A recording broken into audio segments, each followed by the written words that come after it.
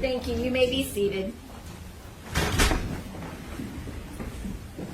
We are here on the matter of State of Ohio versus Donald Kopchak, case number 25CR0520.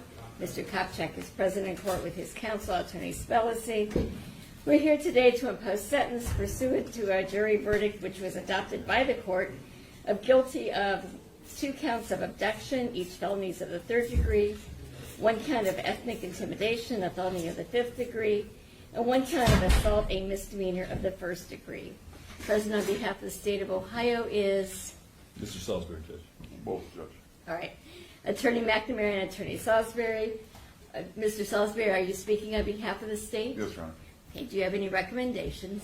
Yes, Your Honor. You heard the trial, so there's no need to belabor the facts. As I said in the Mr. Lajak sentencing, this is a crime that kind of divided the community, very impactful, we believe. We believe the jury got it right, and quite frankly, as the court shall recall, didn't take a very long time to deliberate even.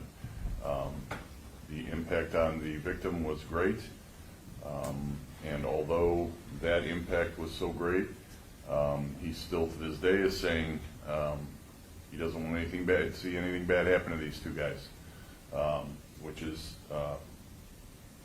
kind of amazing to me, considering what he was put through that day, both physically and mentally now, as you heard his testimony. The defendant, in my mind, has still not taken responsibility, although he does say he does never deny doing anything. I don't believe that's true. You'll recall his testimony. I don't believe he did admit to all the physical aspects that he did to the victim, but you know, I'm not saying he sat there and denied doing anything. He didn't. And again, he thought he was justified in doing so. That belief was clearly wrong, and was clearly found by the citizens of Medina County not to be tolerated. Judge, this was a clear case of ethnic intimidation. We believe a prison sentence is appropriate, and we would leave that length of which in the court's discretion. Thank you. Mr. Spellacy? Thank you, Judge. Also with me is Lewis Group, Your Honor, and Ms. Hanson is also sitting back there. Judge, obviously I filed a sentencing memorandum with you on June 9th. I believe I'm confident the court got it, read it. There's some great letters attached. I think they describe Don very accurately and very well. You know, this is a tragic situation, obviously, for everybody.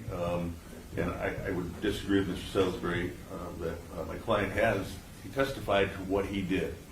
We can go over the spilt milk, so to speak, but there wasn't a justification instruction, there wasn't an expert report that was submitted, but that's for a different day, Judge. But I think that could have changed the outcome substantially. Judge, I could just say that in the brief, you know, he's a father. He's a good father. He was a coach. He was a good coach. He was a police officer. He was a good police officer. And I think a lot of these people behind me would support those contentions, Judge. He's been in jail 82 days. They have not been an easy 82. I think the pre-sentence report indicates his likelihood of recidivism is at a score of 1. So I don't think that we need to protect the public from him. And I think the odds of this happening again are extremely unlikely. Judge, I think all those things speak to a community control sanction, and that's what we're asking you to do here. Thank you. Thank you. Mr. Kopchak, what would you like to say on your own behalf?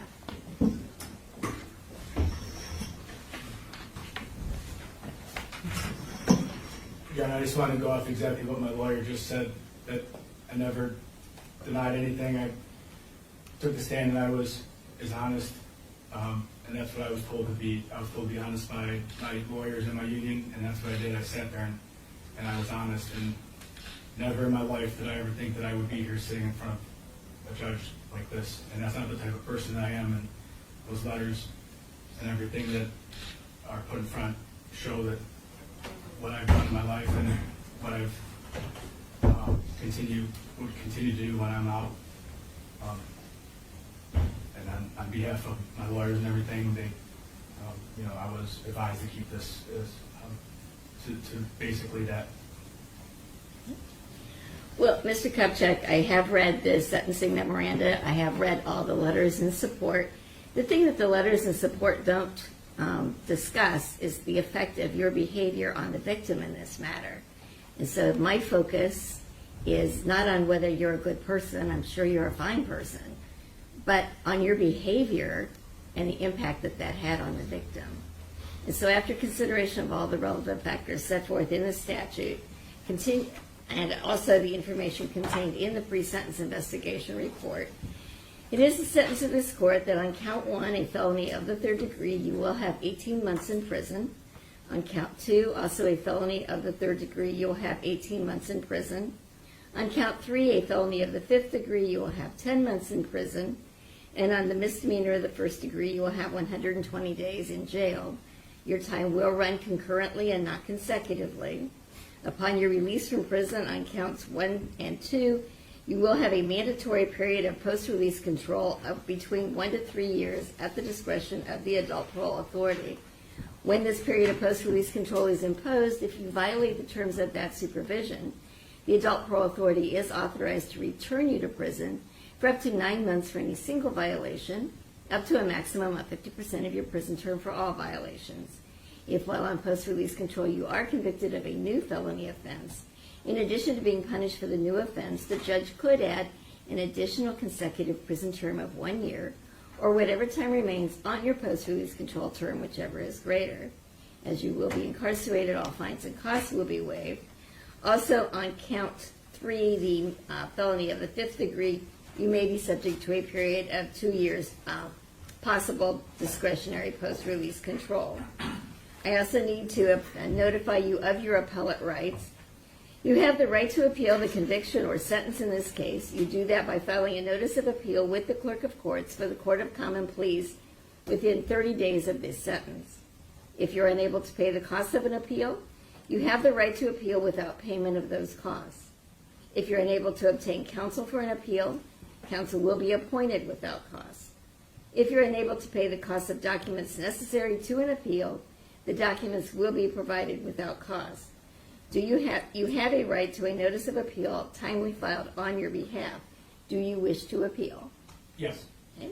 Can you afford counsel to represent you? Yes. Then you do not need the court to appoint counsel for you, correct? No, ma'am. All right. At this time, then, you are to remain in the custody of the Medina County Sheriff's Department for transportation into the custody of the Ohio Department of Rehabilitation and Corrections. Anything else, Mr. Spells? Thank you, Judge. Judge, just for the record, count 1 and 2 would merge. I I know it's a concurrent sentence, but I believe they would. I don't want to concede that point, Judge. I don't think they do merge. I think they're separate animus. I think he removed the victim and also restrained him at 2 separate times. So I don't want to concede that they merge. So, Mr. Spelsing, I have not been briefed on that issue, so at this point in time, I do not believe that they merge, but that perhaps is an issue for appeal. Okay. And Judge, can Mr. Grube address you as to appellate bond? Certainly. Thank you. Good morning, Your Honor. Louis Grube. Always great to come down to Medina County. I'm going to make an oral motion for a stay of the sentence on behalf of Mr. Kopchak. There are a couple matters with respect to that.